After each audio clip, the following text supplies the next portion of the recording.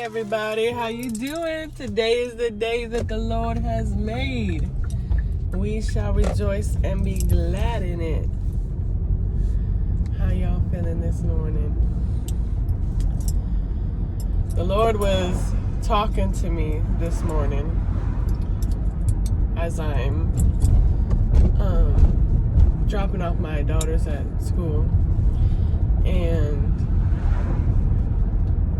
I was thinking about how when I wear earrings that are not real gold, it starts to hurt my ears. And the more I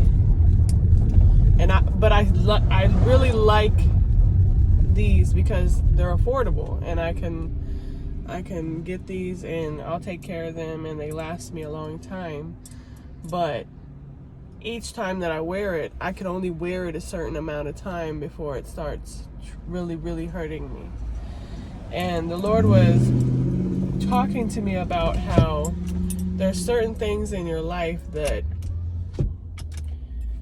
you really shouldn't have in your life, but that when you consume it, or when you wear it, or when you whatever, the Lord will allow it for a little bit, but after a while you see how it affects your body, you see how it affects your spirit, you see how slowly it starts to wound your spirit. It starts to wound your ability to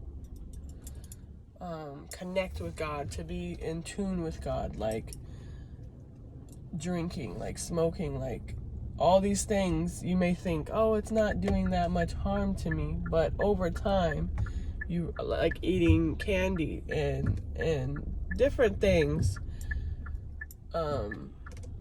you realize that sorry, these cars this morning, that it's doing a toll on you. So you might be watching different things, or you might let yourself slip a little bit with cursing. You might let yourself get angry a little bit every once in a while. But as you allow these little slip-ups, as you allow these little compromises, then you realize that slowly your default gets more and more tolerant with these things. Just like with drinking, with smoking, with everything else, this eating unhealthy, you tend to allow yourself more and more opportunity to do it. So you're like, oh well, I only curse a little bit, and then sooner enough you're doing a lot. And the Lord was telling me that instead of just allowing yourself to think that little bit is enough, for some people, fake jewelry doesn't affect them at all. But for me, it affects me. So knowing that about myself, I must, to protect my ears, to protect myself, stop wearing this unless I want to cause myself pain every time. The same goes for you and your vice. You may think, okay, a little bit, but you know yourself. You know how you act when you compromise, to when you just allow a little bit. You take advantage of that, or you find yourself not sticking to the boundary that you have created, and it causes you more turmoil and stress than it benefits you. And that was like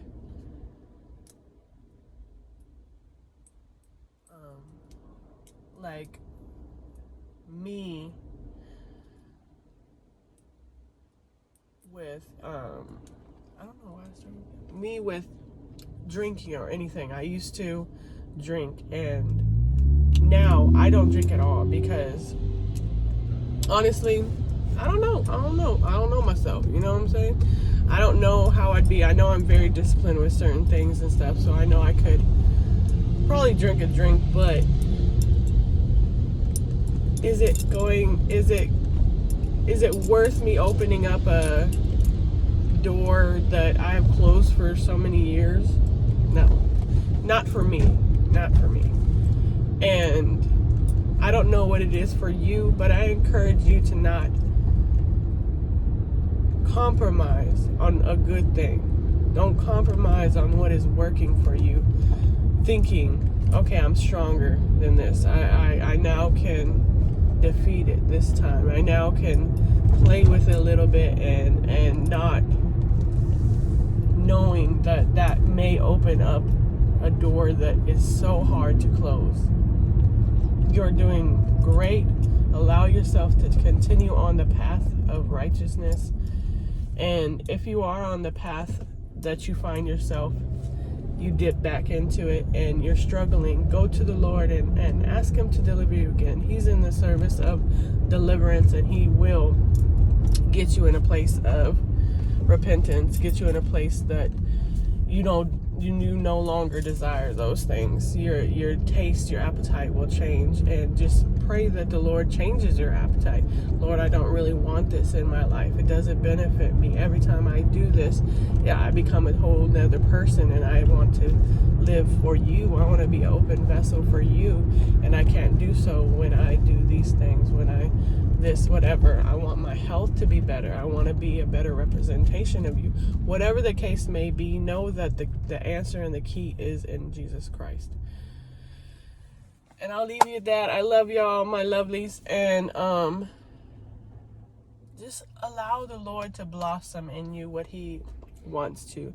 Because a lot of times we feel it. We feel what the Lord is trying to do, but we resist it. And in that resistance, we prolong the beauty that wants to come forth through what the Lord is doing in us, So I just encourage you guys to allow the Lord to refine you, allow him to minister to you, and really try to listen and understand what he's saying, because he knows us more than we do.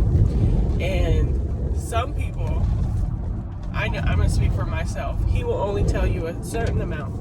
He'll tell you a command and nothing further. And in that, doing that, he understands you are a person who overthinks. You're a person who needs logic. You need facts to understand why you're doing something or something like that. And I encourage you to just take that first step and listen. Listen to the command that the Lord is saying. Be obedient. Obedience over sacrifice. And lean not on your own understanding, because even as you try to evaluate why he's telling you to do these things, you lose the purpose and why he's telling you to do it. Just learning to love and obey the Lord is a great thing to do. It's one that will train you up. It's allowing the Lord to train you in obedience, to where when he calls you to greater, when he calls you to more difficult, you're more susceptible, you're more likely to obey, because just like we teach ourselves these bad habits, we can install good habits into ourselves in obedience, in sacrifice, in giving, in sharing the word, and being good with being uncomfortable for the Lord and for the sake of spreading his word and reaching those people that need to hear him. You never know what your obedience is connected to. We are all intertwined in this kingdom, in this world, for a purpose. And a lot of times your purpose is connected to somebody else's breakthrough. And in your disobedience, you are hindering their help, their provision, their deliverance, their healing, whatever the case may be, from reaching them. So I just encourage you again, act on what the Lord speaks to you. Know that you know the Lord. Don't let the enemy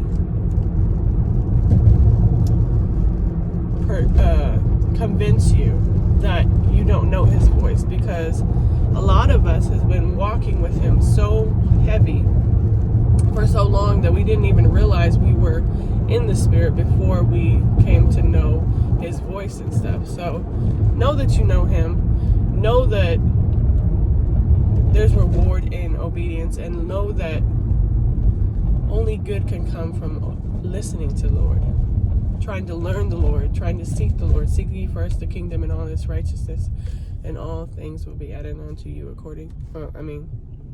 to those who are called according to their purpose. So again, walk in purpose, walk with your head held high, knowing that even if you are slipping up, even if you are having struggles, that is a part of life. That is a part of our earthly human flesh.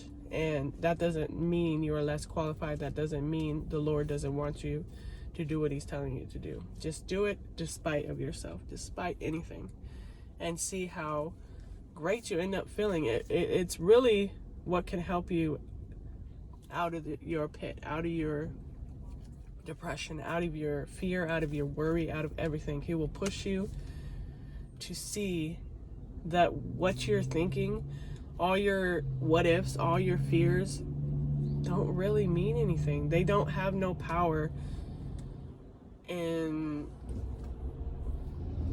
connection with the power that the Lord gives you through just obedience and the stillness and the soundness and knowing that I'm obeying my Father, my Creator. So I pray this helps somebody, and if it has, write down in the description box how you are going to walk with the Lord. Say, I'm going to walk with the Lord. Right. I'm going to walk with the Lord.